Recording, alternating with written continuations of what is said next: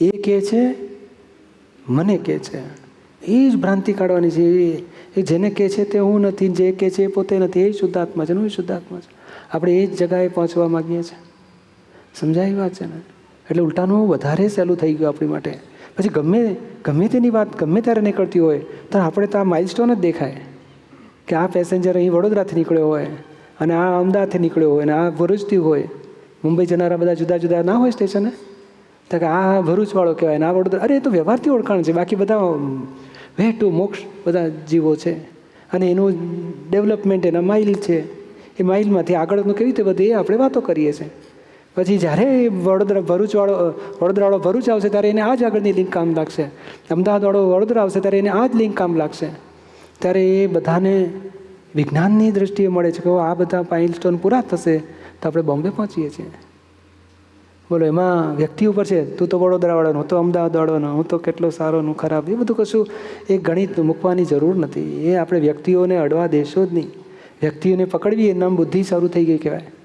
આપણે ચૂકી ગયા જ્ઞાન. આપણે ઠોકીને કહીએ ભાઈ જ્ઞાનથી બધાને આત્મારૂપ જુઓ. અને આ બધી પ્રકૃતિના બિલીફોના બધા અહંકારની બિલીફોના બધા માઇલસ્ટોન છે. અને અહંકાર આત્માથી જુદો છે. અને પ્રકૃતિના જે બધા જુદા જુદા માલ કોના કેવા આપણને ખબર જ નથી. આપણે માનતા હોય કે અમદાવાદમાં હશે પણ ખરેખર એકદમ ઉમરગાંવ સુધી પહોંચી ગયો હોય અને પછી ત્યાંથી થોડુંક જ બાકી હોય. કોને ખબર છે? એટલે કોનું ક્યારું ડેવલપમેન્ટમાં ક્યાં ઊભો છે કંઈ ખબર નથી. અને કોકને એવી લિફ્ટ મળી જાય ને તો અહીંથી સીધું બોલો ફ્લાઇટમાં સુરત ઉતરી પડે અને પાછી તો આગળમાં થોડુંક બાકી રહે. બોલો. અને આપણે હજુ ચાલતા ચાલતા ચાલતા ભરૂચ સુધી ના પહોંચાય અમદાવાદથી.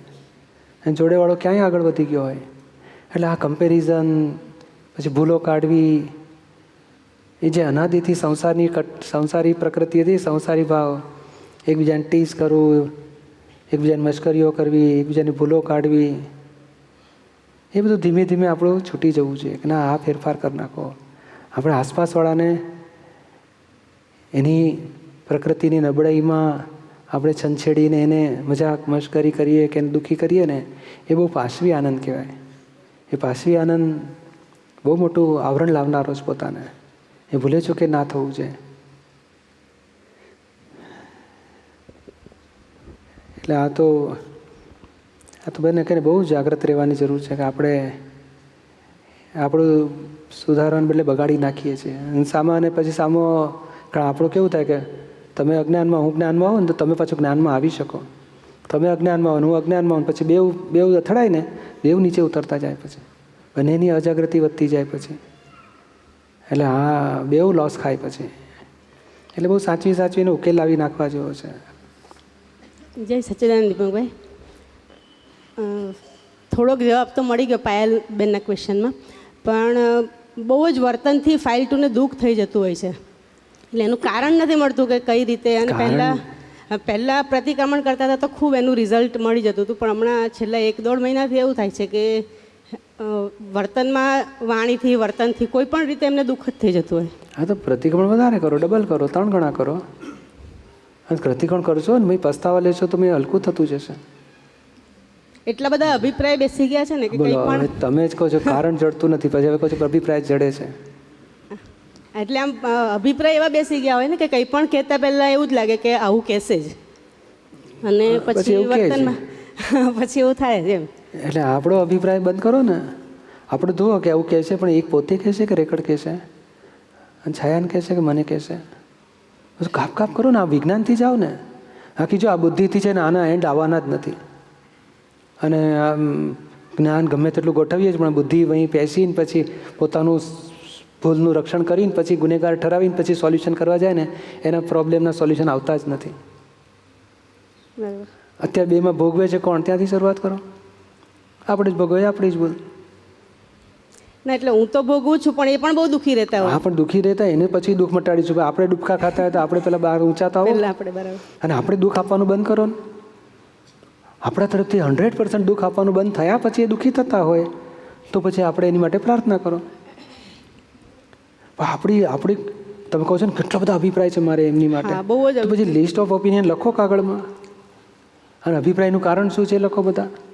એને શું દોષિત જુઓ છો કાગળમાં. એટલા માટે લખીને પછી બધાની માટે અભિપ્રાય હોય ને કે હમણાં આવું બોલશે, તો એને પછી વિજ્ઞાનની દ્રષ્ટિથી ચોખ્ખું કરો કે હે શુદ્ધાત્મા ભગવાન, એમની આવી રેકર્ડ વાગશે તો એ પછી રેકર્ડ વાગે છે, તો છતાં એ આવું બોલે છે એવો અભિપ્રાય છે મારો ખોટો છે.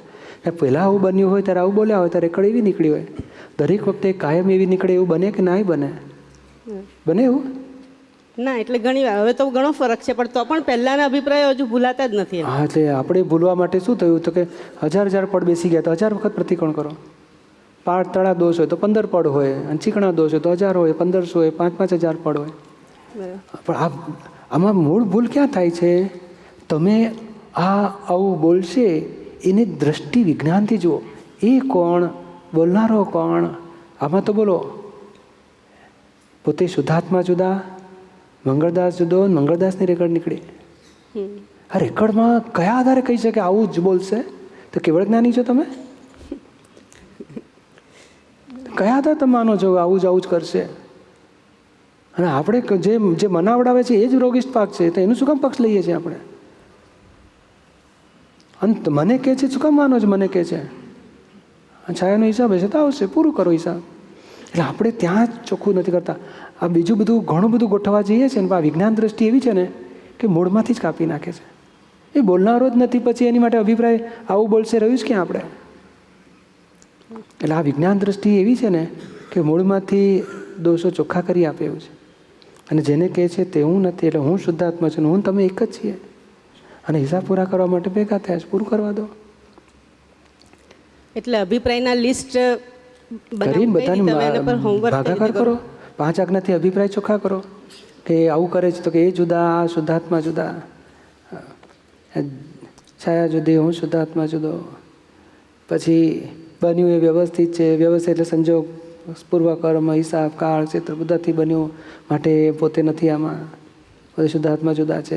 ફાઇલ છે, સંભાવે નિકાલ કરો છે. તો અકળામણ થઈ જાય કે આવું જ કરે દર વખતે, જરાક પૂછીએ એટલે આટલો ભડકો કરે છે, સ્વભાવ જ ક્રોધી છે. અને તમે કયા આધારે કહો છો કાયમ ક્રોધ કરે છે? મારી સાથે કોઈ દળ ક્રોધ કર્યો નથી એમને. એ ક્રોધી માણસ હંમેશા અગ્નિ હોય ને દજાડતો હોય ને તો બધાને દજાડે. જ્ઞાની હોય કે અજ્ઞાની, બધા હાથ લગાડે દાજવા જોઈએ. એને અમે કાયમ ના કહેવાય. હા, તો આંજળે ઠંડા, આંજોળે ગરમ, આંજોળે વાંકા, આંજોળે સીધા. તો આપણો હિસાબ પ્રમાણે એ માલ ખોલો થાય છે. સામી પ્રકૃતિ જે કરે છે તે આપણો કહે ને એક્ઝેક્ટ હિસાબ છે. એટલે આપણા વાંકા નટ હોય તો વાંકો બોલ્ટ એના જેવું.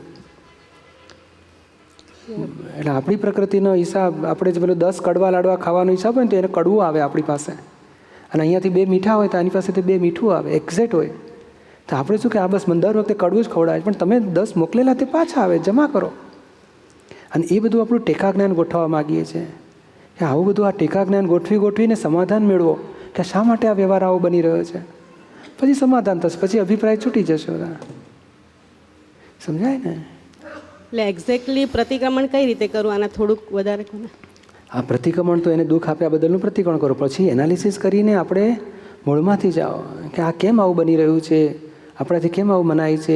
માન્યતા આપણી બધી ફેરફાર કરતા જાઓ કે આવું જ કરશે, આવા જ છે. અને આ તો એક અભિપ્રાયની વાત કરીએ, પણ કેટલું બધું હોય. પણ 5 આજ્ઞા એટલે શું? રિલેટિવ જુદું, રિયલ જુદું. રિલેટિવ વ્યવસ્થિતને તાબે છે, રિલેટિવ ફાઇલ સ્વરૂપે છે. આપણું રિલેટિવ જુદું, રિયલ જુદું, આ વ્યવસ્થિતને તાબે છે. એટલે આ 2 ભમરડા સામસામે હિસાબ પ્રમાણે ભેગા થાય છે અને હિસાબ પૂરો કરીને છૂટા પડે છે. અને તમારો 1000 પડ હશે તો 1000 વખત એ રિપીટેશન થશે દોષનું, પણ દરેક વખતે એક પડ જવાનું જ છે. એટલે આપણે જાણવાનું કે આપણું મોં તોડી આપે છે, આપણું માન તોડી આપે છે, આપણો લોભ તોડી આપે છે.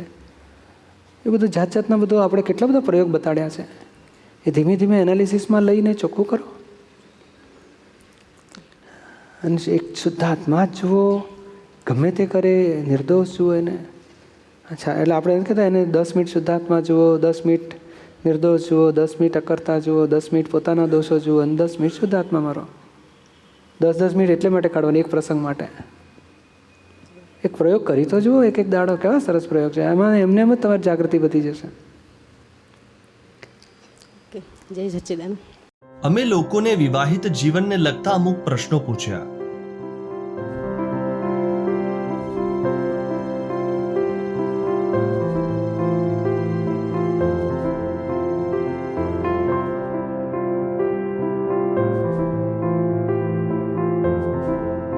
ચાલો જાણીએ એમના જવાબો. લોકો લગ્ન શું કામ કરે છે? સુખી થવા માટે. ના કરીએ તો એકલા કરીએ પણ શું? લાઈફમાં પાર્ટનર તો જોઈએ ને. બહુ અઘરો ક્વેશ્ચન પૂછી લીધો. શું તમારા વચ્ચે ઝઘડા અથવા ખીટપીટ થાય છે? ના, ઝઘડા નથી થતા, પણ આર્ગ્યુમેન્ટ્સ થઈ જાય. ખીટપીટ સિવાય તો કંઈ હોતું જ નથી. થઈ જાય ક્યારેક ક્યારેક. હા, ક્યારેક થાય છે, પણ ઝઘડાથી જ પ્રેમ વધે ને. શું તમે એકબીજાને સરળતાથી માફ કરી દો છો? કોઈ વાર માફ કરી દેવાય ને કોઈ વાર લાંબુ પણ ચાલે. થોડું અઘરું છે. હા, દર વખતે. હું તો ભૂલી જાઉં. એ અઘરું છે. ઝઘડાથી તમારા રૂટીન પર શું અસર થાય છે? મોસ્ટલી ઘરનું વાતાવરણ બગડી જાય છે. માઇન્ડ ફ્રેશ ના રહે, આખો દિવસ ગમે નહીં. ગુસ્સો છોકરાઓ પર પણ નીકળી જાય અને બીજે ક્યાંય નીકળી જાય. કામ ઉપર બહુ જ અસર થાય છે, એમાં સહેજ પણ ધ્યાન નથી રહેતું. શું તમારા ઓપિનિયન્સ જુદા પડે છે? ઓપિનિયન્સ જુદા પડે, પણ દેન કોમ્પ્રોમાઇઝ કરીને એક ઉપર આવી જઈએ એમ. હા, મોસ્ટ ઓફ ધ ટાઈમ એકદમ જ જુદા પડી ગયા. હા, દરેક વાતમાં. 40 વર્ષ લગ્નને થયા તો પણ એમ જ છે. કોઈ બે વ્યક્તિ એક સરખું વિચારી જ ન શકે એટલે મતભેદ પડ્યા રાખે. આમ તો કોઈ દિવસ સરખા થતા જ નથી, અલગ જ હોય છે દર વખતે. તમે ઝઘડાને કેવી રીતે સોલ્વ કરો છો? ક્યારે સોલ્વ થાય છે અને ક્યારે રહી જાય છે. હું તો સિરિયલ જોઈ લઉં એટલે સોલ્વ.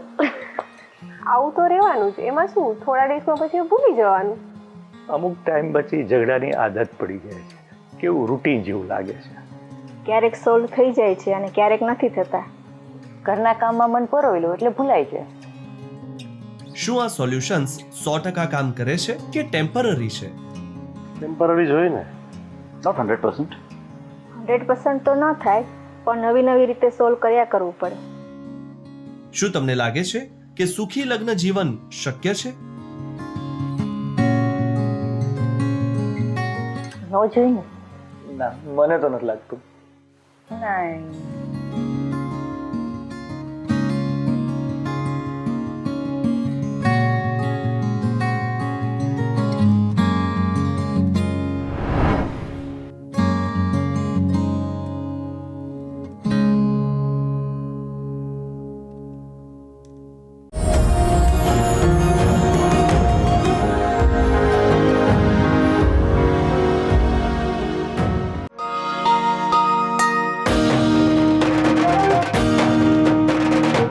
છોટા કાશી તરીકે ઓળખાતું જામ સાહેબનું જામનગર શહેર, જેમાં આકાર પામ્યું છે દાદા ભગવાન પ્રેરિત નિષ્પક્ષપાતી ત્રિમંદિર.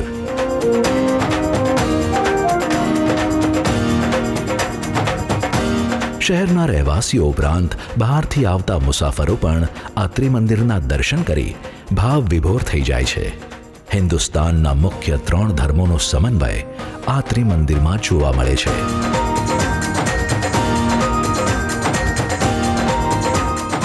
વિવિધ સુવિધાસભર આ ત્રિમંદિરમાં વિવિધ તહેવારો પણ ખૂબ જ ધામધૂમથી ઉજવાય છે. આપ પણ આ ત્રિમંદિરના દર્શન કરી આનંદના મહાસાગરમાં ડૂબકી મારવાનું ચૂકશો નહીં. હવે એક નવી શરૂઆત કરીએ, હવે એક નવી શરૂઆત કરીએ, શરૂઆત કરીએ, હા શરૂઆત કરીએ. It's Dada Bhagwan Foundation presentation. Trimandir Sankul, Adalaj, District Gandhinagar, Gujarat. Phone 9327 010101.